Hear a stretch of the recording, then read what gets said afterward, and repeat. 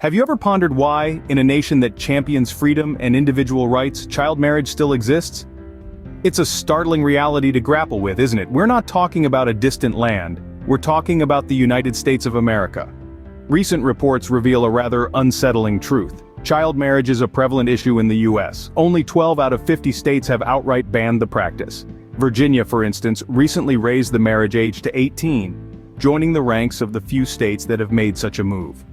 Child marriage isn't just an antiquated practice that's managed to carry over into the modern era.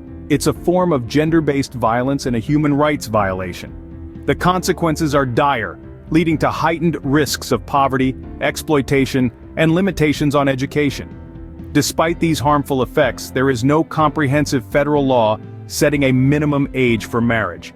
This lack of federal oversight has resulted in inconsistencies and loopholes in state laws, making it all too easy for child marriages to persist. Resistance to banning child marriage comes from both conservative and progressive groups. But at the core of the issue, it's not about politics. It's about protecting children's autonomy and their dignity.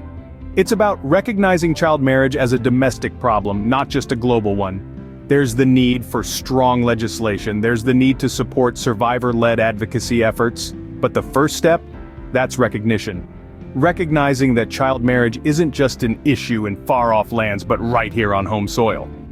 In a nation where the rights of individuals are fiercely protected, where the House of Representatives passed the Respect for Marriage Act with bipartisan support, where the majority of Americans support marriage equality, there's a disconcerting disconnect. A disconnect between the rights granted to some and the rights denied to others. So what can be done? What should be done? It's time to call for change, to support efforts to end child marriage, to press for comprehensive federal laws that protect the rights and futures of children, to stand with survivors and advocates in their fight for justice.